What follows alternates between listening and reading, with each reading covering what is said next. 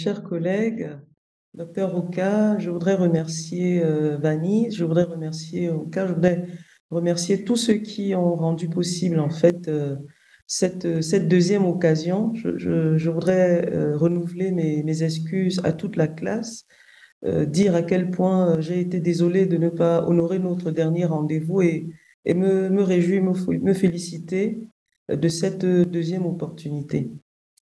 Je voudrais dire à quel point l'objet de ce séminaire est important et d'une certaine manière, son importance tient aussi de l'effort que nous faisons et que nous appelons de ce côté-ci de l'Atlantique, qu'il y a un remembrement des savoirs. Le remembrement des savoirs est aussi un remembrement des espaces, c'est aussi des reconnexions. euh, Évidemment, on dirait de la part du Sud global, mais je pense que ça va bien au-delà de la nécessité pour le Sud global de réfléchir ensemble. La présentation qui a été faite, je ne reviendrai pas sur cette présentation, mais je pense que chacun des éléments qui ont été évoqués, d'une certaine manière, informe le regard que j'ai à la fois sur les processus de savoir, sur la manière dont ces processus de savoir donnent du pouvoir et comment, en fait, les processus savoir et pouvoir sont articulés.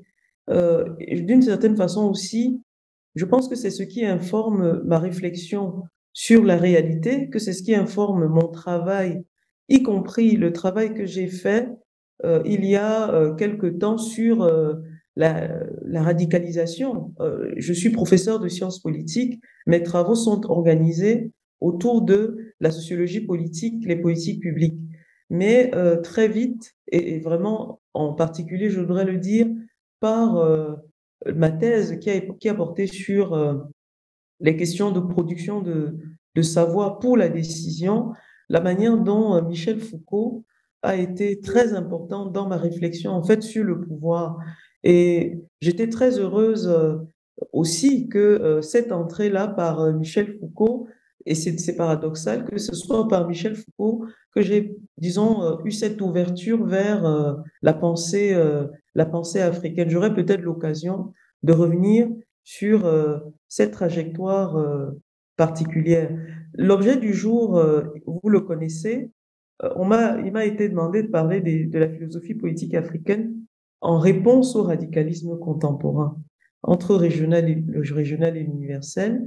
Et je voudrais, avec votre permission, partager les éléments de ma présentation pour que l'échange soit, disons, un peu structuré.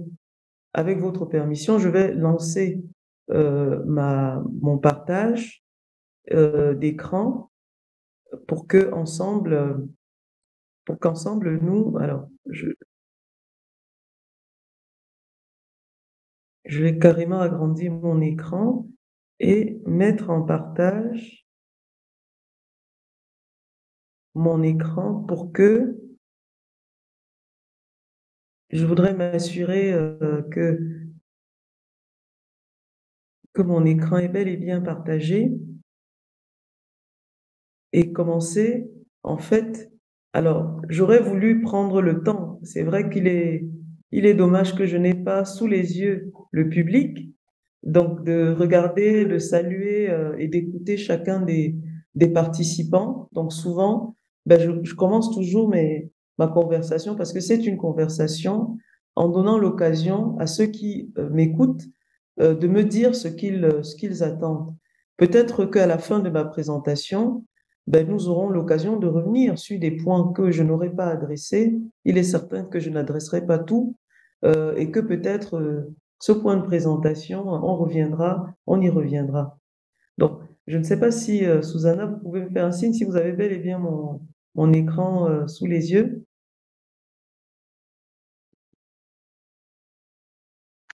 Ça va? Les...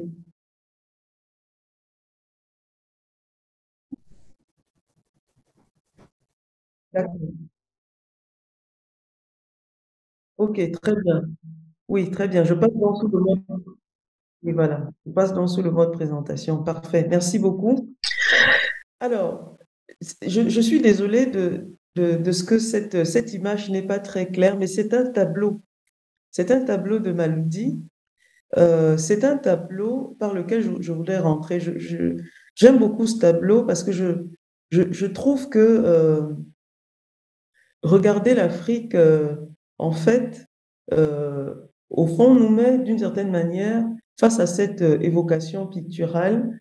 Ce tableau représente en fait une allée, un boulevard de la ville de Kinshasa. Et il aurait été intéressant de partager avec vous. Si j'étais en présentiel, c'est ce que j'aurais fait, c'est de regarder en fait cette réalité. Je trouve ce tableau est une évocation de la manière de parler de l'articulation entre l'universel et le particulier et le régional. Euh, alors, cette évocation, euh, on peut en tirer plusieurs conséquences. Plusieurs conséquences. Comme je le dis, d'une certaine manière, c'est une fresque de l'urbain. C'est une fresque de l'urbain et je sais que de là où vous êtes, et pour certains peut-être qui connaissent l'Afrique, ben, d'une certaine manière, cette fresque peut renvoyer en fait à cette Afrique qui est à la fois compacte, qui est une et qui est indifférencié. Qui est indifférencié parce qu'on a l'impression de voir une grande régularité dans les formes. Et, bon, on voit des voitures, bien sûr, on voit un petit peu sur la gauche le le stade des Martyrs. Là où il y a eu ce fameux combat de boxe dans les années 70, c'était dans ce stade ici. On voit beaucoup de gens. Et donc, cette première approche, pour réfléchir à ce qui se passe en Afrique, y compris d'ailleurs la pensée, la production de pensée sur le continent, m'appelle à faire un deuxième arrêt qui n'est en réalité que disons un morceau de ce tableau. Et de cette métaphore entre la fresque dans son ensemble et ensuite un petit morceau de cette fresque que vous avez sous les yeux, je voudrais vous confesser que c'est en fait un de mes tableaux, un des tableaux, en tout cas, je crois que c'est le tableau que j'aime le plus. Euh, je voudrais dire, d'abord, il y a il y a une extrême précision, évidemment, euh, dans les formes, c'est bien sûr du travail scientifique, mais il y a un niveau de détail, il y a un niveau de détail qui ne peut être reflété que lorsque l'on se rapproche, que l'on prend en réalité le temps de regarder morceau par morceau chaque forme, les formes symétriques, les formes droites, etc. Et je pense que euh, ce mouvement, en fait, entre le tableau et un fragment du tableau, euh, me porte à... Alors, le tableau, hein, c'est vrai que ici, dans la présentation que je vous donne, Houston Malody, bon, c'est des details of a cityscape. Euh, des cityscapes étant justement la ville de Kinshasa. Donc, si vous êtes dans ce mouvement entre le général, qui est en fait l'infiniment grand, mais aussi d'une certaine manière l'infiniment différencié, euh, au fond, ce mouvement entre l'infiniment grand et l'infiniment petit étant signifiant, en réalité, la beauté de l'infiniment petit ou la précision de l'infiniment petit ne se comprend que si l'on s'imagine que tout cela s'inscrit dans la fresque. Donc, je voudrais que nous, dans ce mouvement entre le grand, l'infiniment petit, nous revenions en fait à l'objet du jour. Euh, alors, penser l'Afrique en tant que cette surface plane de réalité, avec des objets qui viennent à nos yeux. Il faut savoir qu'il y a aussi un effet de perspective.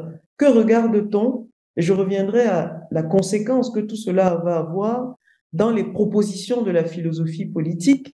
Que regarde-t-on? Qu'est-ce que nous voyons? Ben, nous avons des voies ferrées, nous avons des rails parallèles, nous avons un stade, nous avons des gens, nous avons des paniers, etc. Mais on ne peut voir la profondeur qu'il y a dans les réalités africaines que précisément si l'on articule plusieurs dimensions de la réalité. Plusieurs dimensions. Et je pense que dans ces dimensions, qui ne sont pas seulement des dimensions interdisciplinaires, il ne s'agit pas seulement d'interdisciplinarité, il s'agit aussi, au fond, de toutes les formes de savoir et les formes matérielles qui permettent de reconstituer en fait la réalité telle qu'elle est mise en sens, telle qu'elle est, elle est réfléchie, elle est pensée. Donc la représentation ici dans le tableau des dimensions, aussi des images avec ce qui est plat, mais aussi la profondeur. C'est aussi la profondeur de ce que penser le continent est. Et je pense que si on doit parler de la philosophie politique africaine en lien avec les radicalismes contemporains, il faut absolument à la fois adresser cet effet imparfait d'où on regarde, et il faut chercher les failles à partir desquelles on va saisir l'Afrique. Et cette évocation des failles, je la tire de cette réflexion d'Achille Mbembe, historien et philosophe camerounais, qui a encouragé à écrire l'Afrique à partir d'une faille.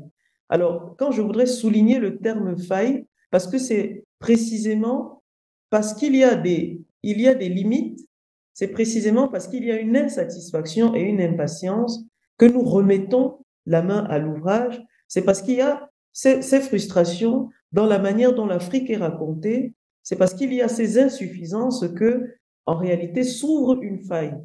En politique publique, on parlerait de fenêtre d'opportunité. C'est la fenêtre de tir, la fenêtre d'opportunité qui nous donne une occasion, finalement, de rediscuter et de repenser l'Afrique. Et je voudrais vous proposer que cette manière de repenser l'Afrique, qu'elle se fasse à partir de trois propositions. Trois propositions. La première des propositions qui va organiser un peu mon propos, c'est de considérer que l'Afrique, c'est vrai, c'est un lieu, mais c'est d'abord une idée. C'est une idée, c'est un concept, c'est un projet épistémique. C'est fondamentalement un projet épistémique qui n'appelle pas une altérité radicale. Il ne faut pas réfléchir toujours en termes de l'Afrique et le reste. Et on va voir comment la production de l'Afrique, en tant que lieu, en tant qu'idée, en tant que projet épistémique, c'est aussi finalement, évidemment, la rencontre de tout un ensemble de choses, de sorte qu'on ne puisse pas se situer dans un rapport entre nous et les autres. Je pense que c'est très important de le souligner. Je pourrais revenir sur cette proposition qui me semble importante. L'Afrique est une idée, l'Afrique est un concept. L'Afrique n'est pas seulement un lieu géographique, mais surtout l'Afrique est un projet épistémique. Et ce projet épistémique est une construction, c'est une fabrique. C'est un projet épistémique que l'on construit, édifice, un peu comme la fresque de Malodi. On met des morceaux à l'édifice pour que, à la fin, on ait cette fresque. Et cette fresque est sans cesse réécrite, elle est sans cesse repensée. Donc, il faut imaginer que cette Afrique qui n'est pas une donnée, mais qui est une invention, qui est une construction, est organisée beaucoup par d'autres, en tout cas vue comme étant le siège d'une altérité entre eux et nous. Mais je voudrais dire que il faut éviter de tomber, en fait, dans cette idée un peu définitive de l'altérité entre l'Afrique et les autres. Elle est le produit de beaucoup plus que ça. Deuxième proposition, eh bien, l'Afrique est une question ouverte. L'Afrique est une question ouverte et par ces temps où précisément l'on parle de décolonisation des savoirs, il est très, très important d'avoir cette posture qui est une posture au fond scientifique de base, celle de considérer que nous n'avons pas réponse à tout, celle de considérer que la bibliothèque coloniale, je reviendrai sur cette catégorie qui est très importante quand je parle de l'Afrique comme projet épistémique.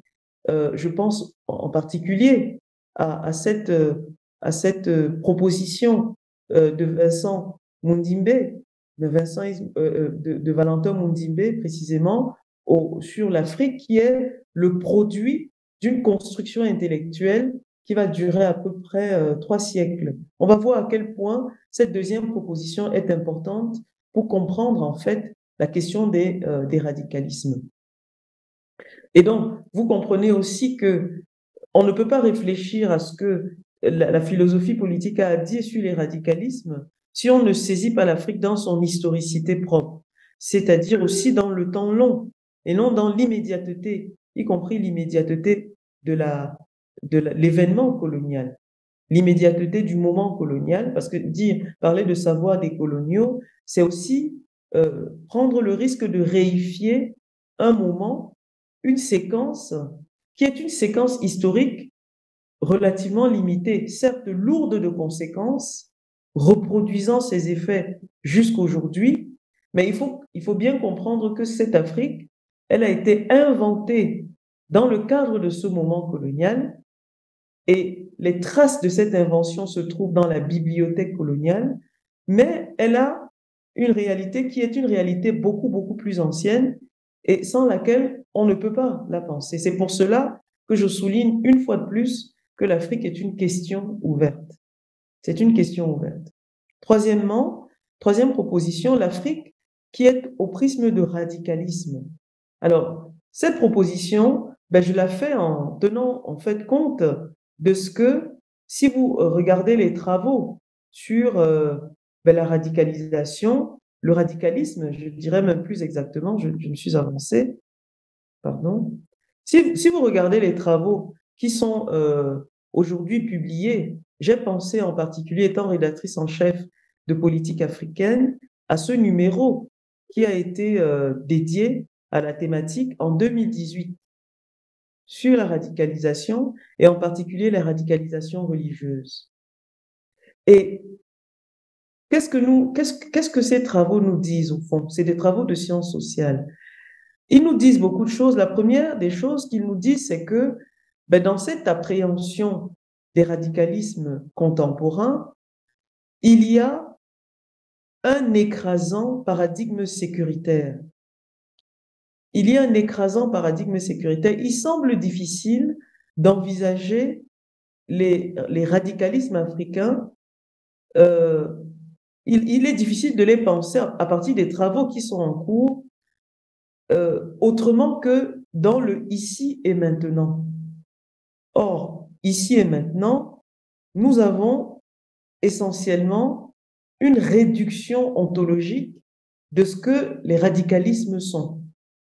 Je reviendrai beaucoup sur ce point et je pense que s'il faut réfléchir à l'Afrique comme question ouverte, en la situant dans le temps long, il faut bien se dire que les radicalismes contemporains, dans le proche contemporain ou le lointain contemporain, doivent être envisagés aussi en les détachant du paradigme sécuritaire et de l'emprise terroriste qui accourt, considérer qu'on a affaire à des radicalismes comme objet, mais aussi comme corps en mouvement,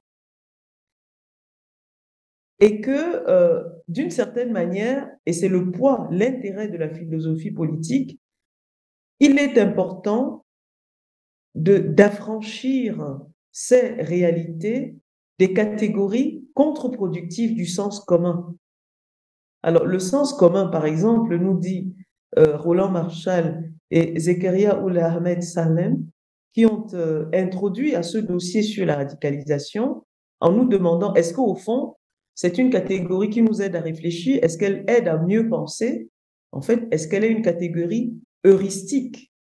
Est-elle heuristique? Et qu'est-ce qu'ils disent? Ils disent, je vais lire la citation rapidement, dans un domaine où les médias et les experts, parfois autoproclamés, semblent dominer le discours public, il revient précisément aux sciences sociales de s'interroger non seulement sur l'adéquation de cette terminologie avec les phénomènes sociaux et politiques qu'elle cherche à saisir, mais aussi sur sa genèse et ses usages concrets.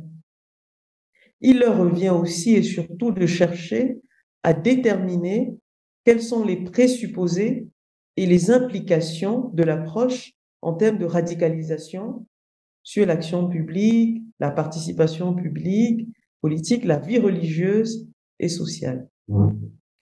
Alors, je le dis parce que de ce que je vous raconterai, au fond, j'ai retenu deux propositions, deux auteurs pour parler de la philosophie politique africaine, je voudrais dire que il faut, en l'occurrence, utiliser le pluriel plutôt que le singulier, euh, pour toutes sortes de raisons sur lesquelles je n'ai pas le temps de revenir.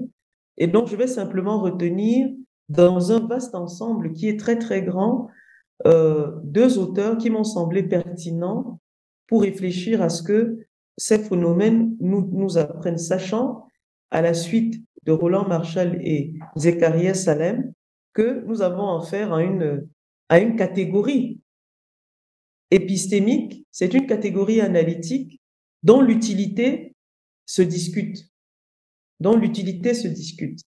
L'utilité du terme radicalisme peut être remis sur la table. Est-ce que c'est une catégorie qui renseigne? Est-ce que c'est une catégorie qui permet de réfléchir? Est-ce qu'elle nous aide? Et je vais partir d'une série, au fond, d'éléments pour montrer en quoi ce terme de radicalisme contemporain, au fond, qu'est-ce que nous mettrons à l'intérieur de ce terme? La première chose, c'est le fait que dans radicalisme, tout comme dans philosophie politique africaine, il faut utiliser le pluriel. Dans radicalisme religieux, il y a également une nécessité de recourir à, à la pluralité. Pourquoi? Parce que nous parlons d'aires géographiques extrêmement complexes et différentes. Nous parlons d'évolution chronologique, nous parlons de diversité géographique, nous parlons d'une ampleur qui est à la fois temporelle, spatiale et culturelle, qui est éclatée, qui est éclatée. Donc, je pense que du coup, le fait de réfléchir à cette question en mobilisant des auteurs, il faut que ces auteurs soient capables de prendre en charge cette triple ampleur temporelle, spatiale et culturelle, tout en nous permettant d'identifier des acteurs, des idéaux, mais aussi des pratiques. Ça, c'est une première précaution sur la dimension heuristique ou pas de la notion de radicalisme contemporain. Il est important de retenir que le contemporain ne doit pas nous prémunir contre la nécessité de penser le temps. Penser le temps, penser le rythme, penser le mouvement du radicalisme, et y compris reconnecter ce qui se passe ici et maintenant dans ces sociétés avec des processus qui sont extrêmement anciens. En cela, je suis bien d'accord, la colonialité va produire, dans certains contextes, les radicalismes. En cela, il est difficile de rester strictement dans le contemporain pour ne prendre que, disons, cette dimension. Donc, les radicalismes aujourd'hui en Afrique, on sait que c'est des radicalismes qui sont d'emprise relativement religieuse aujourd'hui. Et pourquoi je dis que c'est des radicalismes religieux? Et là aussi, on pourrait discuter sur notre capacité à appréhender toutes les expressions de ce que le radicalisme, au fond, est. Euh, ce qu'il faut dire, en l'occurrence, c'est que euh, on a pensé la radicalisation. À titre personnel, j'ai avec d'autres, sur 8 pays, nous avons travaillé en 2015 sur la radicalisation en Afrique, à partir de communautés, sur la question de l'objectivation de la radicalisation. Comment est-ce que des catégories qui étaient des catégories pensées par le PNUD, par des organisations internationales, avait peine à être traduit dans les réalités locales. Donc, cette espèce de dissonance cognitive entre des catégories qui étaient des catégories d'action publique internationale, d'intervention publique internationale, sur la base desquelles il y avait un investissement sécuritaire intensif dans des communautés, la recherche a permis de montrer qu'il y avait quelque chose qui se jouait, qui était essentiellement de l'ordre de la déconnexion. Un des éléments pour le prouver, c'est la difficulté dans les langues africaines, pour le cas de recherche qui m'a concerné, c'est-à-dire la partie septentrionale du Cameroun. Nous avons eu du mal à emmener nos interlocuteurs à nous dire le mot radicalisme ou radicalisation dans leur langue. Voilà. C'était particulier et ça, je pense que ça en dit aussi long sur la question finalement des catégories à partir desquelles nous saisissons le réel. Je crois que en le disant, je voudrais revenir à ce qui me semble être des éléments un peu convergents. Lorsqu'on dit radicalisme, qu'est-ce qu'on va voir? Quel est le plus petit commun dénominateur?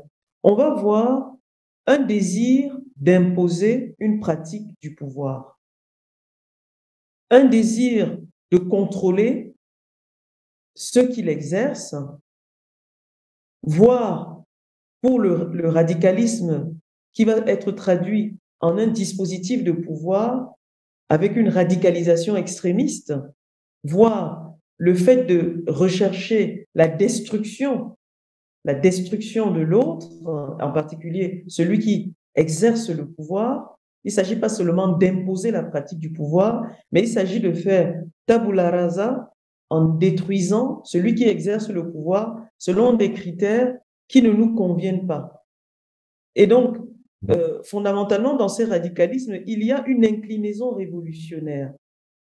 Dans le répertoire d'action en question, il y a une pratique révolutionnaire qui est particulière, mais il y a aussi, ici et là, une sociologie des radicalismes avec les publics des radicalismes. On sait que dans les sociétés occidentales, je renvoie ici en particulier au travail qui a été produit par Fabien Connor. C'est un travail qui est paru cette année même sur l'histoire du radicalisme en Europe entre le 19e et le 21e siècle.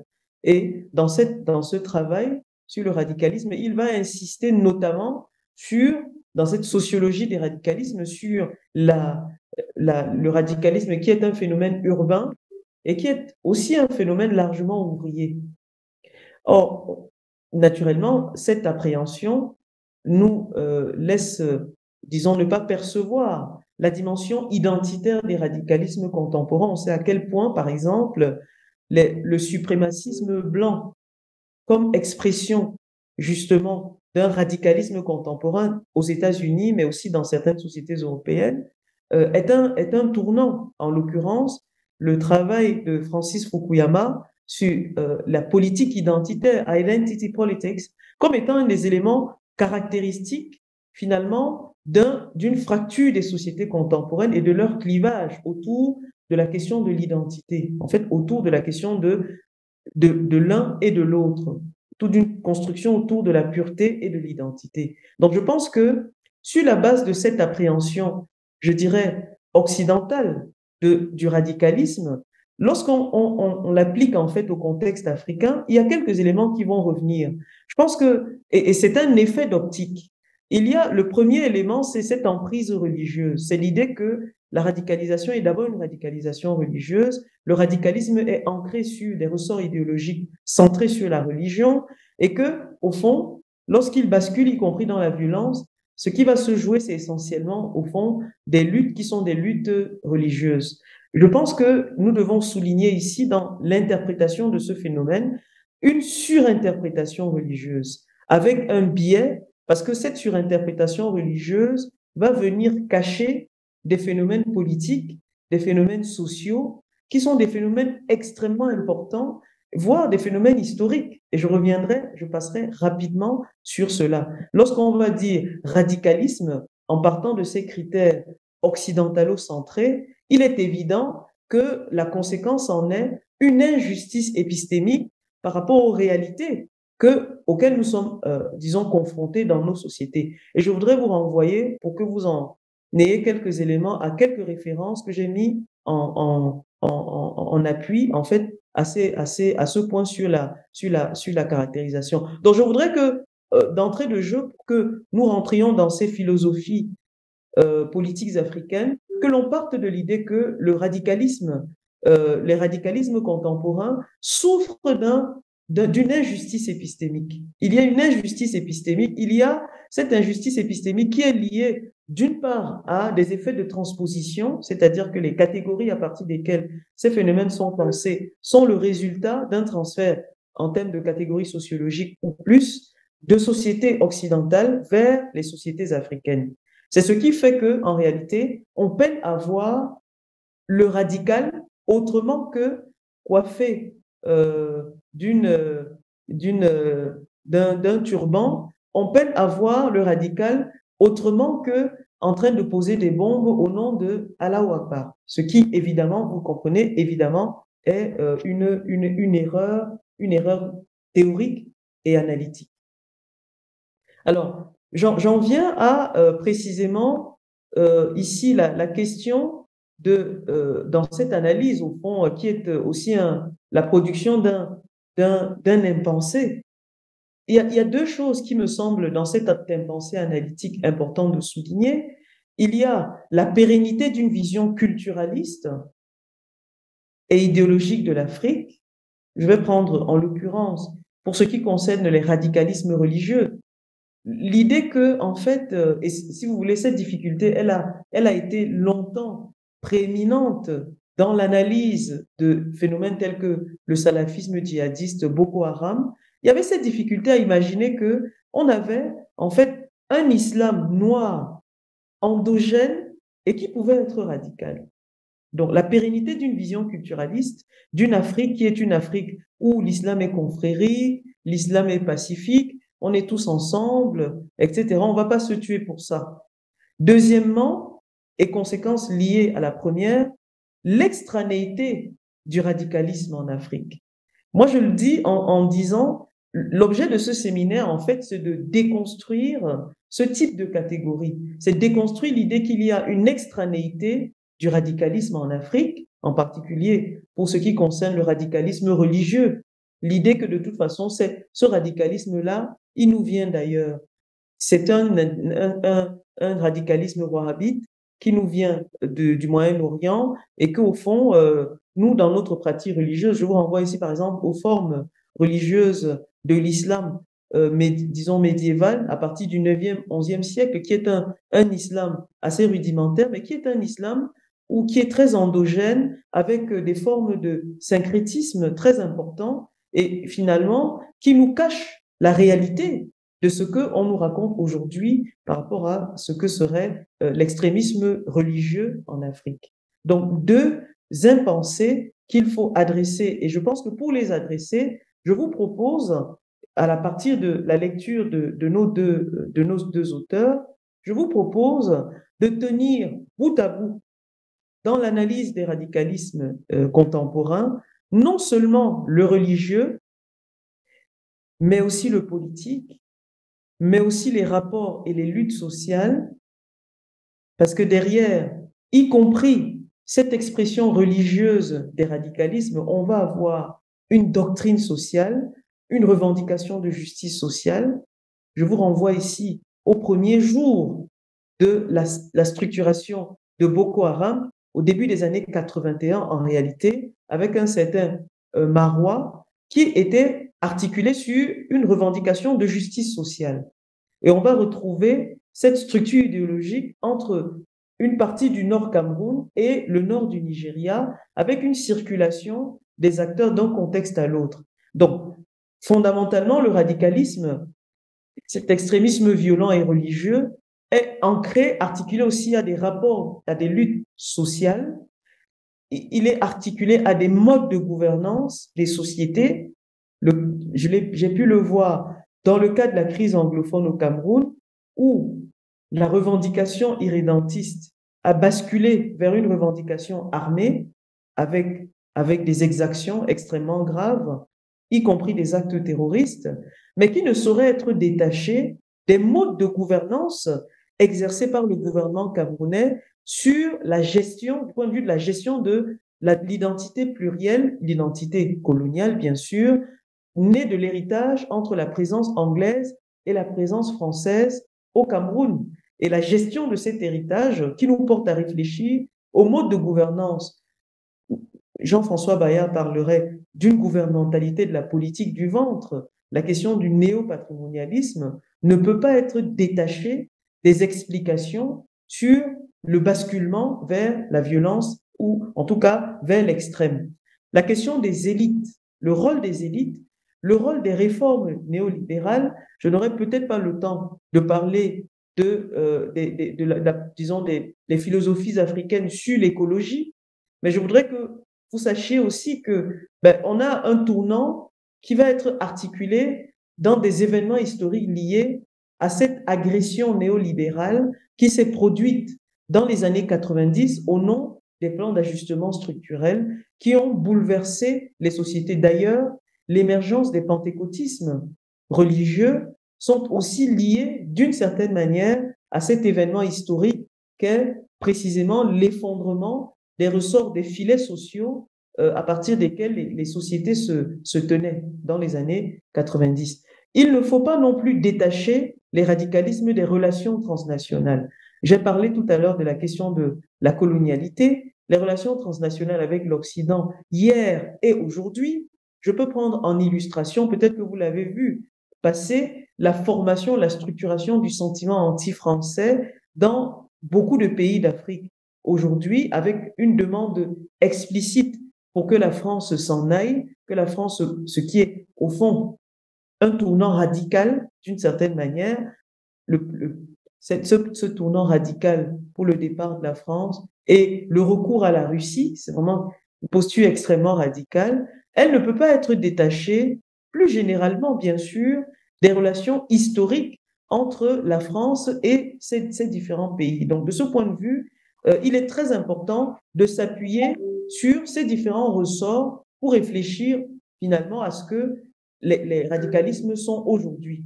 Et donc, la philosophie que je partagerai avec vous, les éléments permettront de tenir à la fois cette catégorie analytique, mais aussi les radicalismes comme catégorie d'action politique, et pas seulement comme processus social, comme processus religieux, etc. Je suis, de ce point de vue, radicalement décolonial, et cette forme disons, de décolonisation radicale, je peux l'adosser sur les propositions de Mignolo, mais pas seulement. Je reviendrai aussi à la pensée africaine de ce point de vue-là.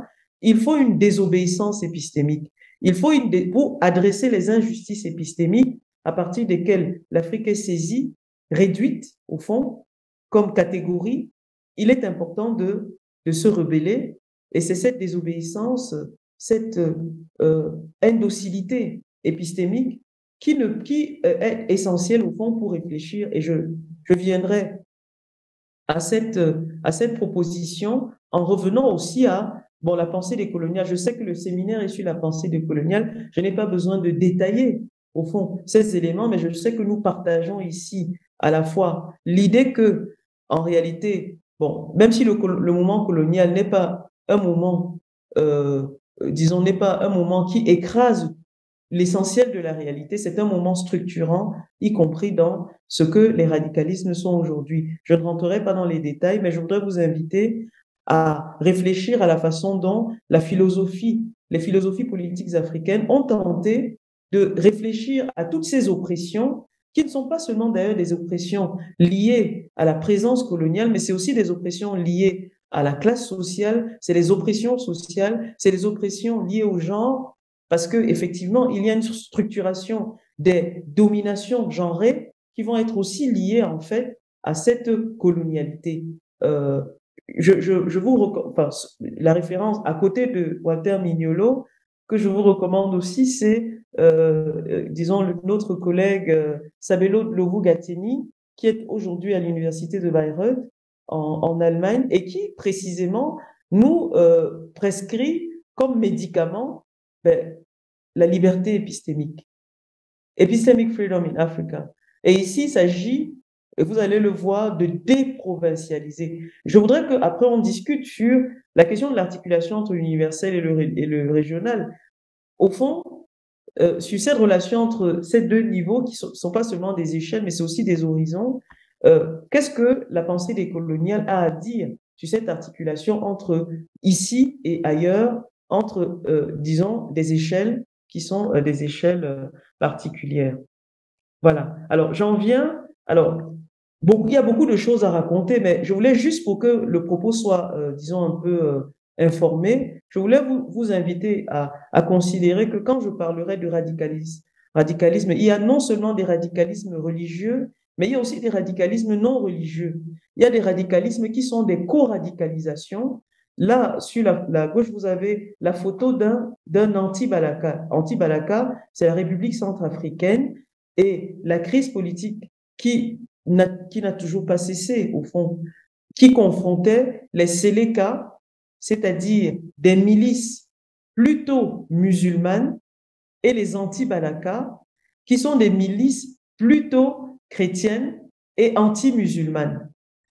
Ce point est important pour comprendre en réalité les phénomènes de co-radicalisation. On a des radicalismes qui sont des radicalismes religieux, mais ces radicalismes religieux en produisent d'autres. Les anti-Balaka étant une co-radicalisation par rapport à une radicalisation religieuse qui aurait été observée dans cette crise particulière. Donc, on a aussi des radicalismes violents anti-musulmans. Anti-musulmans, on a une forte inspiration dans ces radicalismes anti-musulmans, une inspiration des églises pentecôtistes, une espèce d'inspiration autour de messianisme. Et l'idée étant que on va renverser la vapeur, y compris en prenant, comme vous le voyez ici, des armes blanches, mais qui font des dégâts extraordinaires. On a Boko Haram, bien sûr, on a des fondamentalismes religieux, mais d'une manière ou d'une autre, on a des ennemis complémentaires. Donc, ces co-radicalisations, pour les penser, il faut aussi les remettre en perspective par rapport à des radicalismes politiques. C'est important parce que ces radicalismes politiques ne sont pas que du contemporain, strict ou immédiat. C'est pour ça que je me suis permise de vous proposer ici, lorsque nous réfléchissons à ce que veut dire être radical en Afrique, à partir notamment de la réflexion de Saïd Ouamama, il faut revenir un peu, par exemple, à la séquence indépendantiste. Et cette séquence indépendantiste, en fait, je ne sais pas, j'avais prévu de projeter toute une série de petits films. En général, c'est des films de 3 minutes, des petits documentaires de 2-3 minutes, mais qui permettent de réfléchir à des figures de l'action, mais qui ont accompagné leur action d'une pensée radicale. Cette pensée radicale, parfois, va être écrite. Elle n'est pas seulement une pensée idéologique, elle n'est pas seulement de l'idéologie, elle est aussi une véritable pensée, de sorte que, et là je pourrais en discuter avec vous, cette praxis que l'on va regarder essentiellement, en tout cas par exemple, Patrice Lumumba, Ruben Umniobe au Cameroun, les acteurs Mandela et tout, Steve Biko et tous ceux qui ont été d'une certaine manière en première ligne de cette médiation radicale pour la revendication soit de l'indépendance, soit des libertés, la question de l'égalité, ils ne sont pas toujours vus en fait comme des repères dans la philosophie politique africaine. Moi, je voudrais vous proposer de considérer qu'il est stérile de laisser de côté, en fait, ce foisonnement, cette pensée, qui est une pensée fondée et articulée sur un objectif qui est l'action, pour privilégier, d'une certaine façon, la philosophie de métier. Les philosophes de métier, la philosophie politique de métier, celle qui est académique, celle qui est installée dans les universités. Si on avait le temps, je serais très heureuse de regarder avec vous, d'examiner un certain nombre de ces propositions qui me semblent extrêmement importantes pour réfléchir à l'articulation entre la pensée et l'action radicale. Ce que vous devez savoir, pour ce qui concerne Ruben Umniobe, leader indépendantiste camerounais, c'est que à un moment donné de la lutte, le mot d'ordre est tout ou rien, l'indépendance ou rien, revendication radicale qui va les porter à prendre les armes.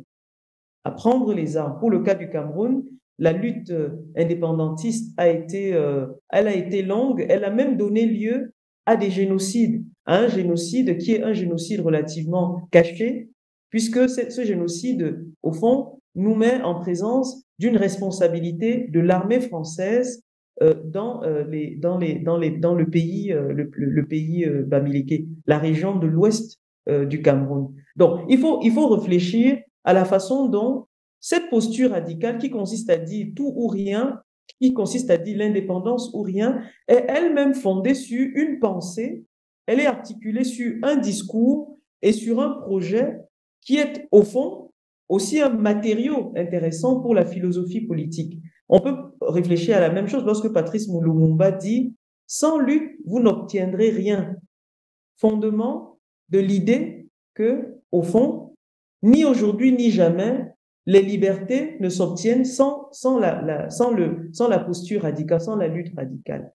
J'ai pris cet exemple-là que vous pouvez retrouver dans ce travail de Saïd Bouamama, mais je pourrais vous recommander d'autres références, y compris contemporaines, quand on pense à un leader tel que Thomas Sankara du Burkina Faso, dont aujourd'hui, ceux qui réclament le départ de la France se revendiquent.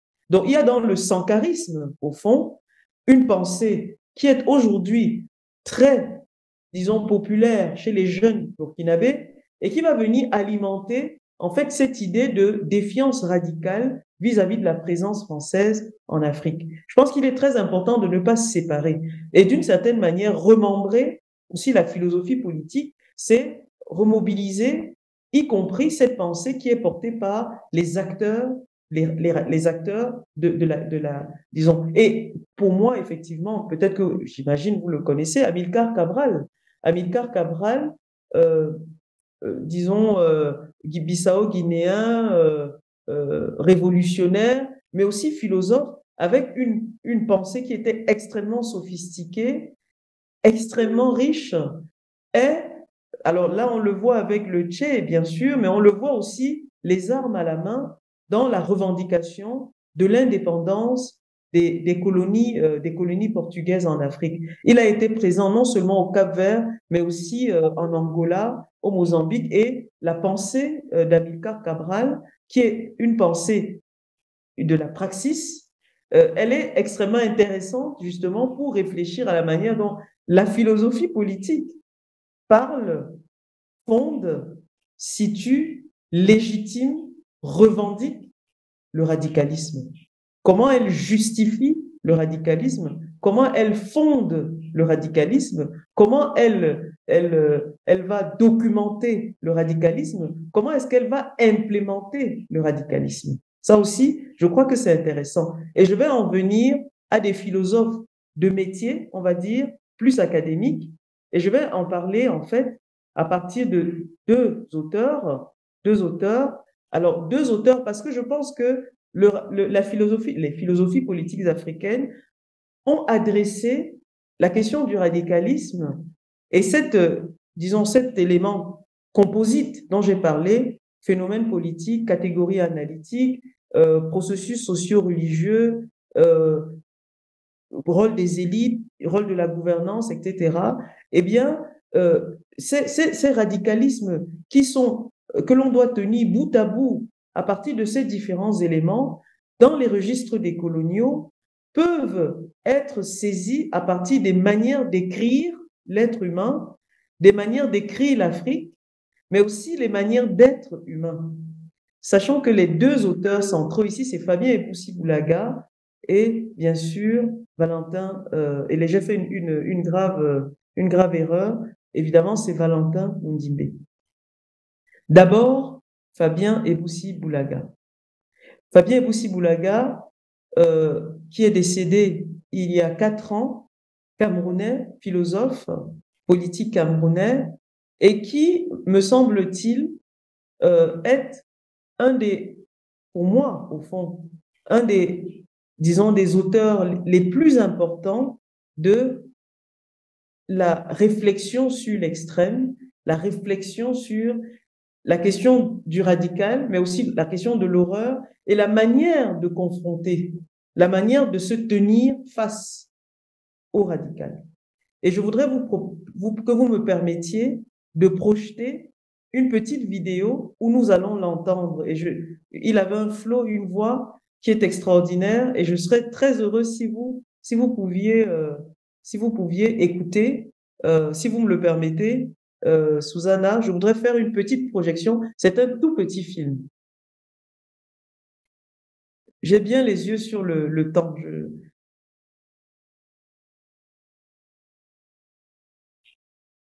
Suzanne.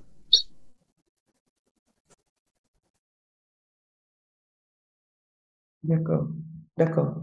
Je sais que nous n'aurons pas beaucoup de temps, mais je me permets de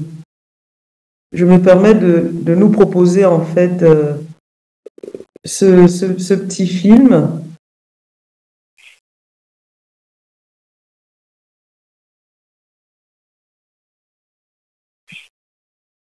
que j'espère que nous pourrons.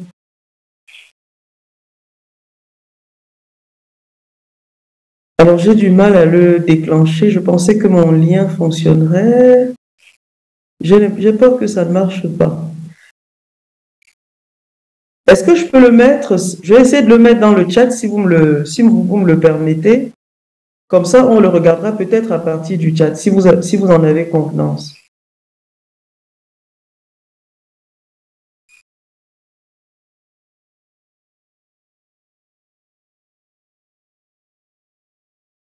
Alors, c'est vraiment dommage que je ne puisse pas mettre mon...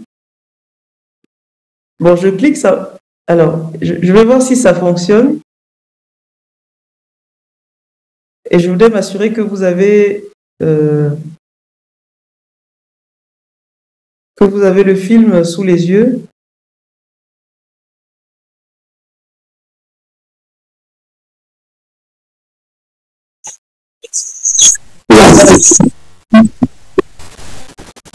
Bon. Alors, l'impensable, l'horreur n'est pas d'abord objet de penser, c'est un objet de révolution vitale, de fuite, de combat, de lutte, etc. Donc, la pensée vient soit trop tard, soit trop tôt. Elle vient elle est venue trop tôt pour ceux qui ont négligé de considérer que l'homme n'était pas un acquis, que ce qu'ils croyaient le fondement de leur culture, la religion ou leur culture traditionnelle était comme des rentes d'humanité. Ils ont oublié que l'homme a à se réinventer.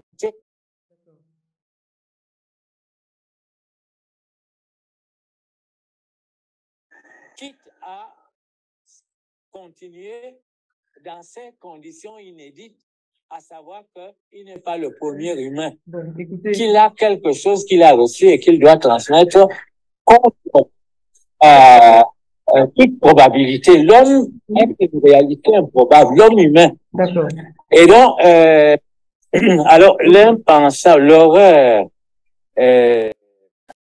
n'est pas d'abord objet de pensée, c'est un objet de révulsion vitale, de fuite, de combat, de lutte, etc. Donc, la pensée vient soit trop tard, soit trop tôt. Elle vient elle est venue trop tôt pour ceux qui ont négligé de considérer que l'homme n'était pas un acquis, que ce qu'ils croyaient le fondement de leur culture, la religion ou leur culture dite traditionnelle, était comme des rentes d'humanité. Ils ont oublié que l'homme a à se réinventer constamment, souvent dans des conditions absolument inédites, quitte à continuer dans ces conditions inédites, à savoir qu'il n'est pas le premier humain, qu'il a quelque chose qu'il a reçu et qu'il doit transmettre contre toute probabilité. L'homme est une réalité improbable, l'homme humain. Et donc, notre manière de ne pas être muet devant l'horreur, c'est d'accepter d'ailleurs d'abord qu'il faut combattre l'horreur, qu'il faut le refuser de toute sa puissance ou de toute sa force. Mais en même temps, ne pas oublier que nous aurions pu faire autrement, que ce n'est pas tombé du ciel, que ce n'était pas une fatalité, que, par exemple, la sacralisation des frontières est quelque chose d'historique, bon, qui montre là, partiellement, ses limites qu'il faut dépasser maintenant, sans s'accrocher, comment dire, au fétiche de la souveraineté nationale territoriale. Ça vient d'où, cette souveraineté? Ça, c'est des produits historiques d'une histoire donnée qui montrent ses limites quand elle est transposée en absolu, qui transcende l'histoire, qui dépasse l'histoire et les contextes géographiques, culturels, etc. Et le respect de l'homme, nous disons la culture, les Africains, c'est la culture de l'homme, c'est la patrie, non même pas des droits de l'homme, mais de l'homme. Mais ça veut dire quoi réellement pour un intellectuel de reprendre ce discours en oubliant que ceci peut alimenter l'humanité, l'inhumanité la plus atroce, que la volonté de créer l'homme nouveau, socialiste, communiste, a donné le goulag, a donné les camps de concentration.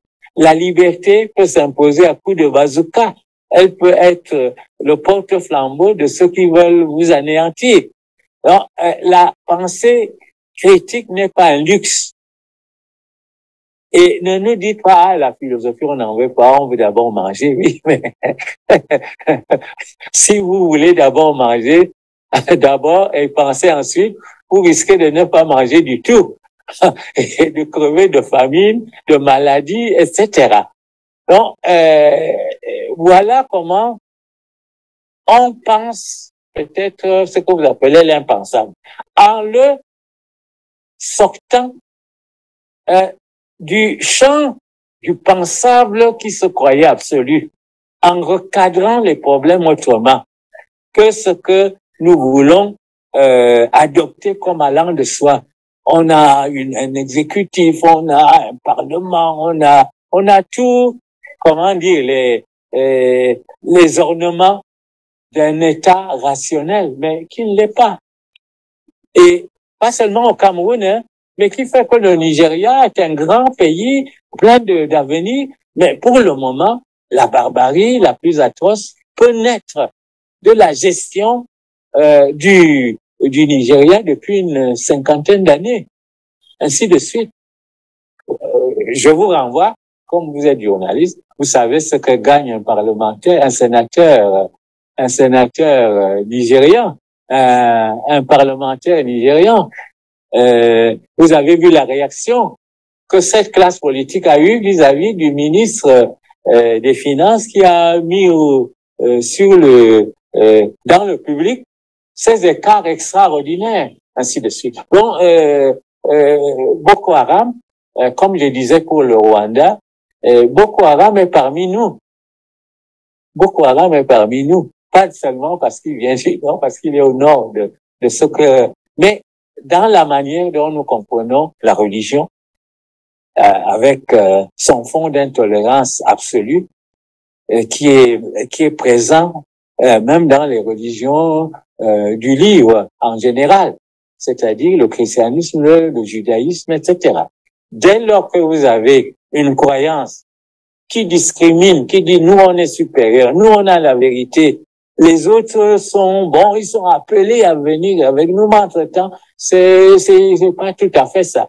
Mais vous avez le choix de peut-être de devenir un saint, mais vous pouvez aussi venir un croisé. Vous pouvez devenir un croisé, un djihadiste, etc. Il y a tout un discours religieux qui est transposé en politique, qui est transposé dans la vie courante, qui incite à ces excès. Et donc, nous devons être constamment vigilants quand nous-mêmes parlons, quand nous prenons des idéaux pour en soi bons, mais qui ne restent plus des idéaux dès que nous avons à les traduire dans le monde réel.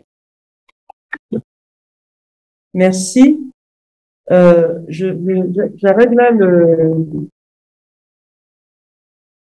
partage.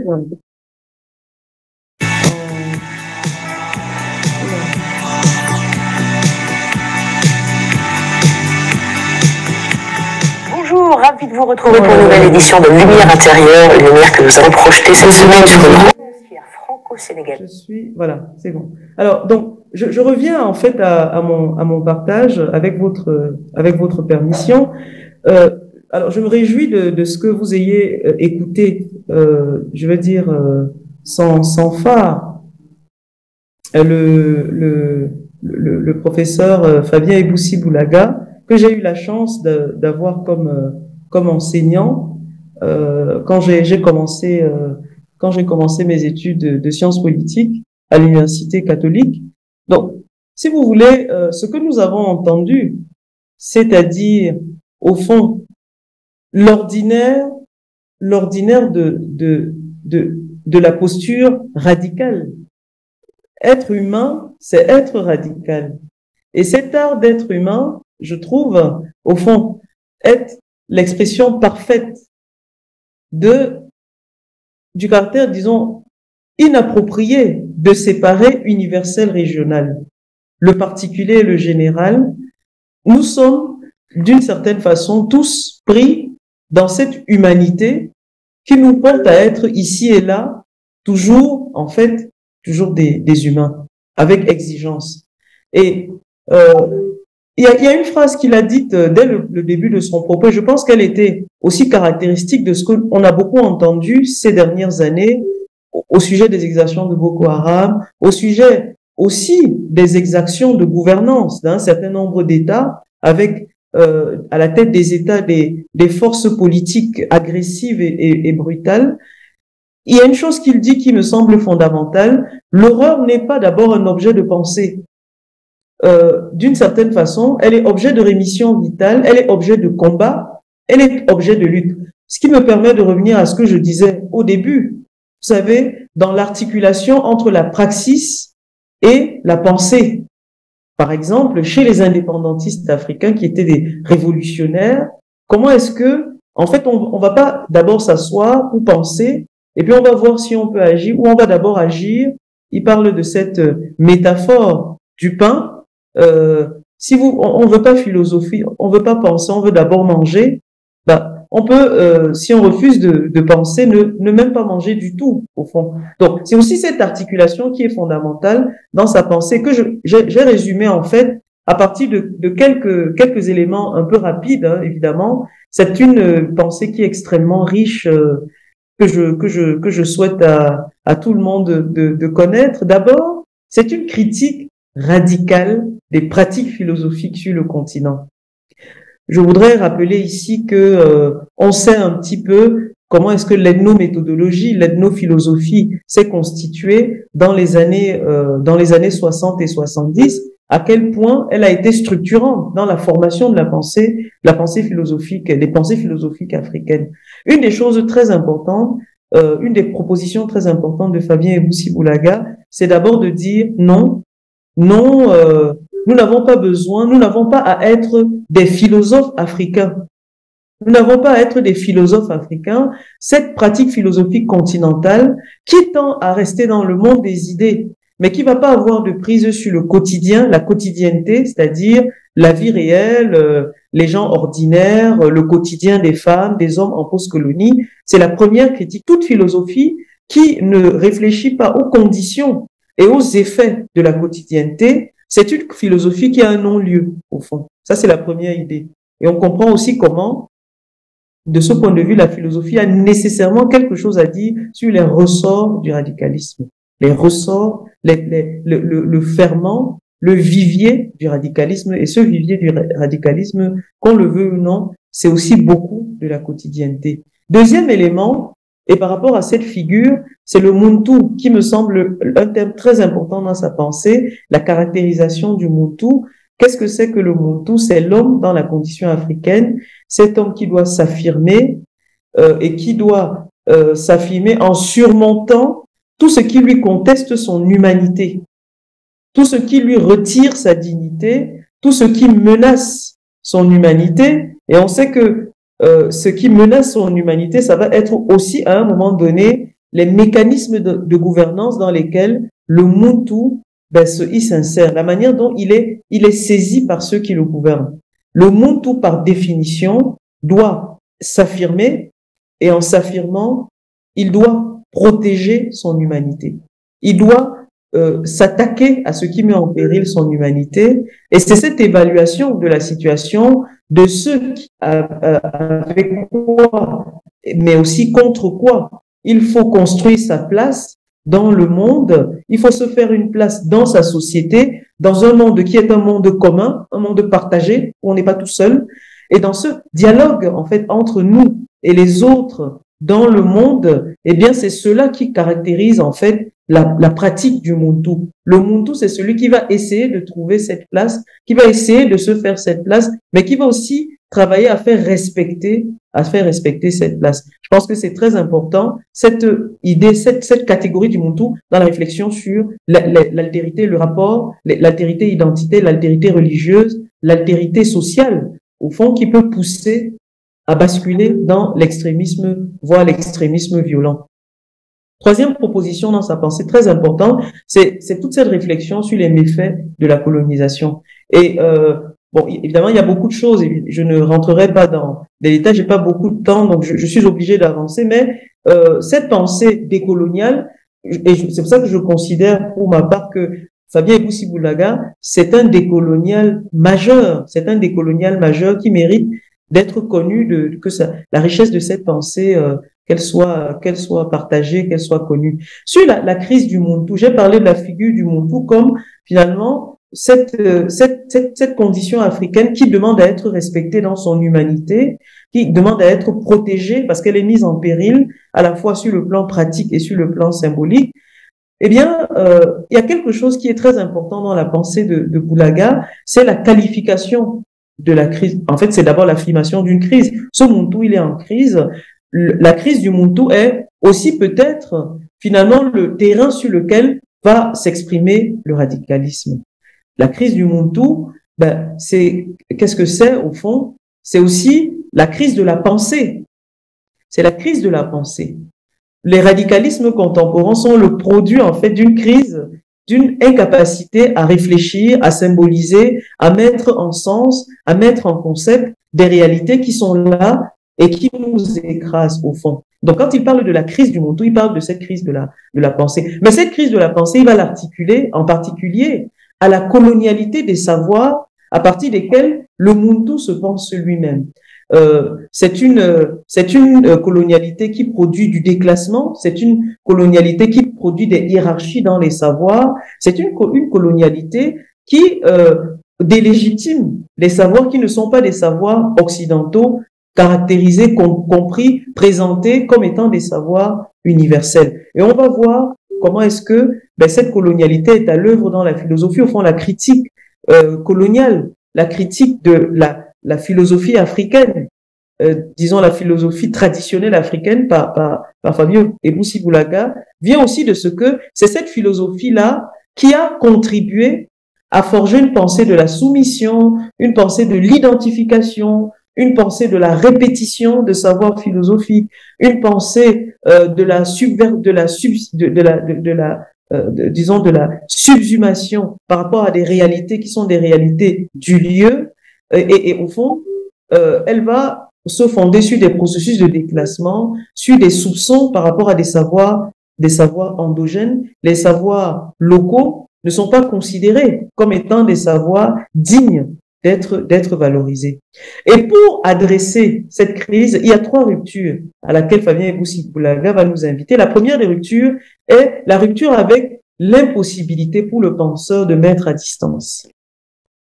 Radicalisme comme produit d'une incapacité à mettre à distance, comme une incapacité à déconstruire au fond, en étant écrasé par l'immédiat et par la quotidienneté, mais aussi par l'immédiat de la quotidienneté. Si on n'adresse pas la question de notre capacité à mettre à distance, en fait à objectiver, on dirait en sociologie, à objectiver, à construire cette forme de neutralité axiologique dont parle Max Weber, l'économiste sociologue, il est impossible d'adresser la crise du Muntu. Ça, c'est la première rupture, c'est qu'il faut savoir mettre à distance. Deuxième rupture, c'est la rupture par rapport à la position de Claire.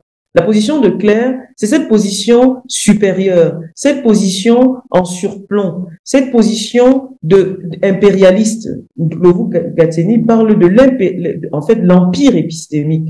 L'Occident est cet empire épistémique qui va projeter, qui va étendre en fait son pouvoir sur d'autres domaines, y compris le domaine du savoir, dans les sociétés africaines. Il est important de se positionner pour dire non, en fait, à cette forme d'impérialisme dans la pensée. Je l'ai dit en vous présentant les radicalismes comme étant un impensé, au fond, comme étant un impensé qui est écrasé par à la fois le prisme religieux dans les travaux classiques, au fond. Donc, il est important de sortir de ce schéma qui est un schéma privilégiant les travaux, les citations, les auteurs, les schémas d'analyse qui sont élaborés dans des contextes qui sont des contextes extra-africains et qui ne permettent pas de réfléchir à la particularité, à la spécificité du contexte. Troisième élément de rupture, il faut rompre en fait avec précisément l'idée d'une réflexivité incarnée. Il faut que la réflexivité soit incarnée. L'incarnation ici n'induit pas automatiquement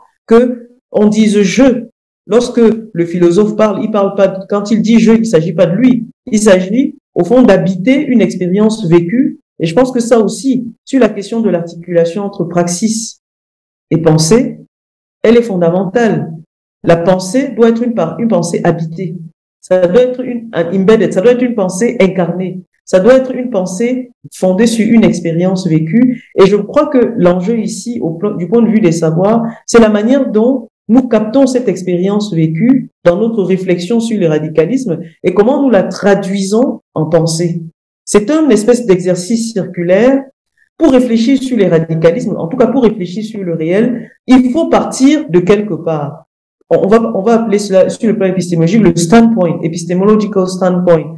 Quel est le positionnement à partir duquel je réfléchis, sachant que je vais investir ce epistemological standpoint qui peut être, par exemple, le epistemological blackness, le fait que être noir, le fait être africain induit une certaine manière de penser, une certaine manière de réfléchir, et qu'il n'y aurait pas un universel, et que les universaux, au fond, sont des dispositifs, finalement, d'oppression, c'est des dispositifs d'écrasement des savoirs autres, et de ce point de vue, bon, c'est aussi à partir de cette expérience vécue d'africaine, moi, Nadine, africaine, je travaille à Yaoundé, je vis ici, c'est de là que je parle. Et que cette expérience vécue ne doit pas être envisagée comme étant, finalement, une contamination dans l'objectivité de mon jugement ou de mon raisonnement. Elle doit être, au fond, un ressort à partir duquel je parle du réel. Réfléchir sur les radicalismes, c'est aussi pour chacun, c'est se demander d'où je parle et comment est-ce que la position que moi je vais avoir à partir d'où je parle va informer l'objectivation que j'ai sur la réalité dont je parle. Donc voilà un petit peu. Alors j'en viens à sa réflexion sur le christianisme. Comme vous le savez, en l'occurrence, la pensée sur le radicalisme religieux, qui est si écrasante, a besoin d'être informée par Christianisme sans fétiche, de Fabien Epousi-Boulaga. Christianisme sans fétiche. Il y a beaucoup de choses dans ce travail. Il y a bien sûr la critique du christianisme. Il y a une critique qui est radicale, en particulier le christianisme, disons, le christianisme impérialiste, le christianisme de l'ailleurs, ce christianisme sans contextualisation, sans questionnement sur le contexte, sans historicisation. Il s'agit de ce christianisme-là. Et en fait, sa critique sur le christianisme, en fait, sa critique sur le religieux en général, elle porte à dire ceci. Et c'est vraiment des positions pour moi très importantes. Si on est chrétien, on veut réfléchir sur un régime politique, il faut réfléchir d'en bas. C'est d'en bas. Et quand il dit d'en bas, et il y a quelque chose de l'ordre de la théologie chrétienne qui est importante ici. Je dois réfléchir à partir de l'homme du dernier rang. L'homme du dernier rang, c'est-à-dire le plus déclassé, c'est à partir du point de vue de la position du plus déclassé qu'il faut réfléchir sur le pouvoir. Je ne sais pas si vous voyez à quel point ceci emporte en fait une traduction, un changement radical sur la manière d'appréhender le pouvoir. On a beaucoup, et je prends le cas de la science politique, d'une certaine science politique qui va travailler sur des phénomènes qui sont plutôt des phénomènes par le haut, sur les institutions, sur les élites, sur le pouvoir. Et dans cette position surplombante, Fabien Epousi-Boulaga nous dit, il faut arrêter. L'art d'être humain, c'est l'art de se prendre le point de vue de l'homme du dernier rang. C'est prendre le point de vue de l'homme qui subit tout le poids de l'exploitation. Et ceci nous emporte à réfléchir à toute la question des déclassés dans nos sociétés. La question des déclassés, réfléchie par l'homme du dernier rang, porte à réfléchir autrement sur l'irrédentisme de Boko Haram. Ou l'irrédentisme dans le cas de la crise anglophone, ces jeunes qui ont pris les armes. Réfléchir en se disant, celui qui subit tout le poids de l'exploitation, comment, en tant que Muntu, réagit-il, comment défend-il son humanité? Comment défend-il son humanité? Comment protège-t-il sa condition humaine? Vous voyez bien que, en fait, dans la manière de réfléchir sur le pouvoir, on passe complètement à autre chose. Et il le dit dans sa réflexion sur les conférences nationales, qui ont été un moment de réflexion sur les transitions politiques en Afrique dans les années 90. Et il dit, par exemple, que le philosophe, dans ce contexte, doit être un témoin radical. Il est un témoin radical. Ce que lui, Fabien Epousi-Boulaga, a été au Cameroun, pendant ces années très difficiles, j'aimerais avoir l'occasion de vous raconter qui était cet homme, un homme extraordinaire, qui vivait d'une manière extrêmement frugale et sobre, et qui pouvait raconter à partir de la position de l'homme du dernier rang. Il vivait comme ça au fond. C'était sa vie. Et il dit, c'est dans cette posture qu'on peut être un témoin radical. C'est dans cette posture qu'on peut radicalement raconter.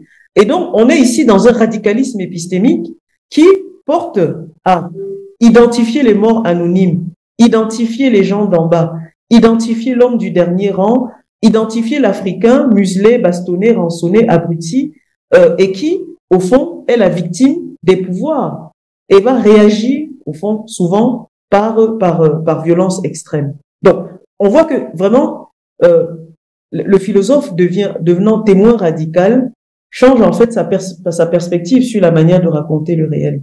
Il s'agit de raconter à partir du plus petit, du plus maltraité, du plus déclassé, etc. Deuxième chose, c'est une pensée de l'urgence. C'est maintenant. Je sais que notre réflexion, par exemple, sur l'anthropocène, sur le capitalocène, c'est de dire, ce n'est pas demain. Finalement, on essaie de rattraper des choses qui sont déjà détruites, etc. Il faut savoir que la pensée, y compris la pensée religieuse, théologique de Fabien Epousi-Boulaga, c'est une pensée de l'urgence. Où il dit, en l'occurrence, l'urgence vient de ce que Jésus revient bientôt. Jésus revient bientôt, il n'y a pas de temps. Il n'y a pas de temps, il n'y a d'autant pas de temps que l'écart entre la vie et la mort, c'est un écart qui est infime. Parce que l'écart entre la vie et la mort est infime, il faut agir maintenant, ici, et il parle de reprise. La reprise, c'est à la fois la reprise de l'humain, c'est aussi la reprise africaine du christianisme à travers la question, vous savez, toute cette théologie de la libération, toute cette adaptation, cette conception du religieux, qui fait que, au fond, je vais prendre le cas des registres salafistes. Si on a lu Boulaga, nécessairement, on est interpellé sur la nécessité d'une reprise théologique du religieux, quels que soient d'ailleurs les registres théologiques que l'on va retenir. Et donc, être pour soi, dans l'articulation entre l'avoir, le faire, eh bien, c'est cela qui permet de combattre la violence et de combattre l'arbitraire. Voilà. Voilà le chemin. Et pour lui, le processus décolonial est un chemin de rédemption. C'est un chemin de rédemption. On est non seulement témoin radical, le philosophe est témoin radical au profit de l'homme du dernier rang, mais il est aussi le témoin de l'urgence. l'urgence de ce qu'il faut faire maintenant et de ce qu'il faut agir vite. Voilà, je vous ai mis quelques références pour aller plus loin et j'en viens, je sais que je n'ai pas le temps pour qu'on ait un peu, oula, peut-être qu'il faut que je m'arrête. Je ne sais pas, Susanna, je vous laisse m'arrêter, hein, je m'arrêterai pas toute seule, qu'on ait un peu de temps pour discuter. Je passe rapidement, mais je sais que vous connaissez Valentin Mundimbe. Je vais vraiment très rapidement parler de l'invention de l'Afrique. L'invention de l'Afrique à partir de cet essayiste, philosophe, poète congolais qui travaille à Duke University et qui a cette proposition incroyable qui va de soi. Maintenant que nous connaissons tous, nous reprenons, nous enseignons à nos étudiants, l'Afrique est une invention. L'Afrique est une invention. Cette invention est une invention par la bibliothèque coloniale. Cette invention par la bibliothèque coloniale doit être combattue à travers une écriture africaine, ce qu'il appelle la gnose. La gnose africaine, c'est aussi un épistémé, c'est-à-dire un ordre de connaissances que doivent investir les Africains. Et je sais que une des questions, une des critiques que l'on adresse à Mundimbe souvent, c'est de dire, mais c'est trop vaseux, la gnose africaine. Qu'est-ce que ce savoir peut avoir d'authentiquement africain? Qu'est-ce que peut être ce savoir authentiquement africain? Est-ce que ce savoir authentiquement africain est possible? Comment est-ce qu'il peut être absolu, sans médiation, sans historicisation, sans reconnexion? J'ai parlé de la nécessité aussi de la philosophie de permettre un remembrement. L'Afrique est au Brésil, l'Afrique est en Amérique latine, l'Afrique est en Amérique, l'Afrique est en Europe à travers ses figures diasporiques. L'Afrique est partout à travers sa culture. Pourquoi et comment un savoir authentiquement africain, absolu et sans médiation? Donc là aussi, j'ai envie de dire, Mundimbe, c'est vraiment de la philosophie radicale. C'est de la philosophie radicale. Mais pourquoi est-ce que cette gnose africaine est essentielle pour adresser les radicalismes?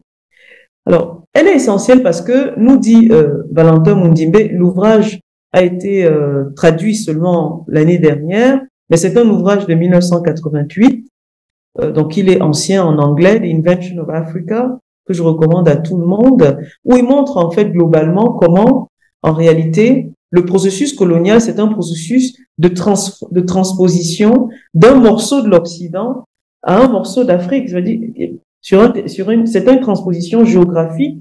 En fait, c'est une transposition pratique et symbolique.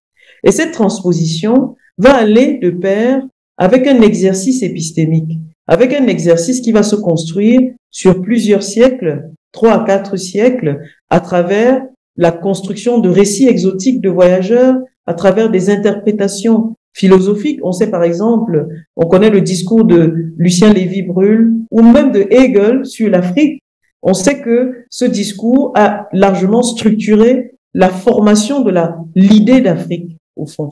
On sait aussi comment l'ethnologie, comment l'anthropologie, la recherche anthropologique du primitif ou sur la primitivité a contribué à façonner cette image du continent. Ce que je voudrais dire par rapport à cette pensée de Mundimbe, c'est en fait cette idée que c'est ceci qui aussi peut expliquer cette impensée épistémique, cette impensée analytique des radicalismes qui porte à se tourner essentiellement vers des homologies ou des homonymies ou des formes de proximité pratiques et symboliques avec des radicalismes occidentaux pour réfléchir à des radicalismes en Afrique. Pour sortir de cela, et pour sortir de ma présentation, il faut savoir que les multiples images du continent, construites par la colonisation et véhiculées par elle, peuvent être déconstruites.